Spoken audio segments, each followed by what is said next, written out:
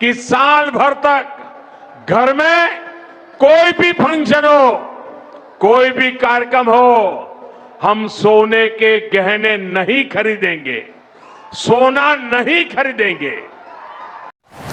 आपके गोल्ड खरीदने का कनेक्शन पेट्रोल के दाम, डॉलर की वैल्यू और दुनिया में चल रहे वॉर से है। लेकिन सच ये है कि जब वर्ल्ड में वॉर लाइक सिचुएशन होती है, ऑयल महंगा हो जाता है, इंडिया को ज़्यादा डॉलर खर्चा करना पड़ता है।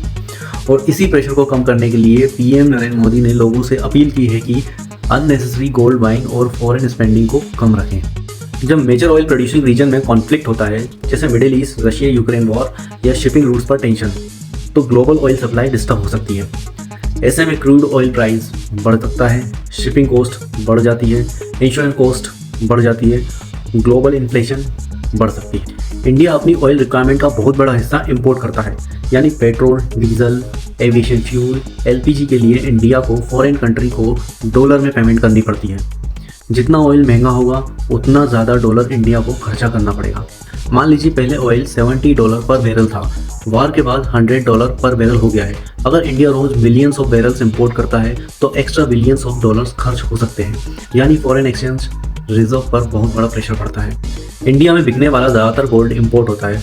अगर ऑयल के लिए पहले ही बहुत डॉलर लग रहे हैं और उसी समय लोग लार्ज स्केल पर इंपोर्टेड गोल्ड भी खरीदते हैं तो और ज़्यादा डॉलर बाहर जाते हैं। करंट अकाउंट डेफिसिट बढ़ सकता है, रुपये पर प्रेशर बढ़ सकता है। जब इंडियन फॉरेन ट्रिप पर स्पेंड करते हैं, होटल, फूड, शॉपिंग, एंटरटेनमेंट सब फॉरेन करेंसी में पे होता है। ऐसे टाइम में जब oil import already dollar consume कर रहे हो, एक्स्ट्रा फॉरेन स्पेंडिंग रिजर्व पर और प्रेशर डाल सकती है। रुपये वीक हो सकता है, पेट्रोल और डीजल और महंगे हो सकते हैं, इंपोर्टेड इलेक्ट्रॉनिक कॉस्टली हो सकते हैं, इन्फ्लेशन बढ़ सकती है, यानी इनडायरेक्ट इफेक्ट हर इंडियन पर पड़ सकता है।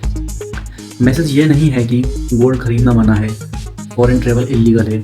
मैसेज ये है जब देश को ऑयल इंपोर्ट और ग्लोबल अनसर्टेनिटी की वजह से ज़्यादा डॉलर की ज़रूरत हो, तब अननेसेसरी इंपोर्ट और फॉरेन स्पेंडिंग को कम रखो।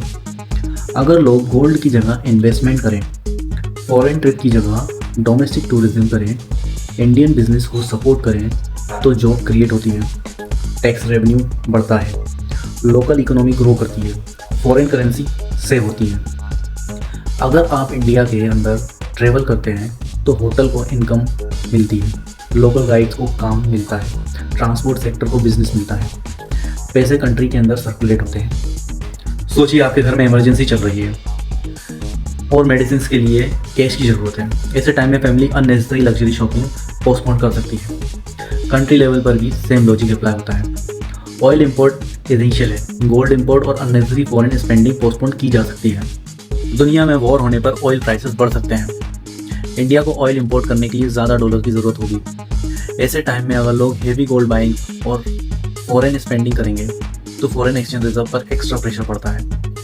इसी इकोनॉमिक लॉजिक के चलते पीएम मोदी जी ने लोगों से अपील की है कि फॉरेन करेंसी को बचाने में अपना कंट्रीब्यूशन दें। जब दुनिया में वॉर होती है तो इंडिया को ऑयल के लिए ज़्यादा डॉलर चाहिए होते हैं, और जब हम इम्पोर्टेड गोल्ड कम खरीदते हैं और अननेसेसरी फॉरेन स्पेंडिंग को कम करते हैं तो हम सिर्फ पैसा नहीं बचाते हैं, हम इंडिया की इकोनॉमी को स्ट्रॉन्ग बनाते हैं। Thank you for watching this video. If you enjoyed it, please hit the like button and the bell notification icon.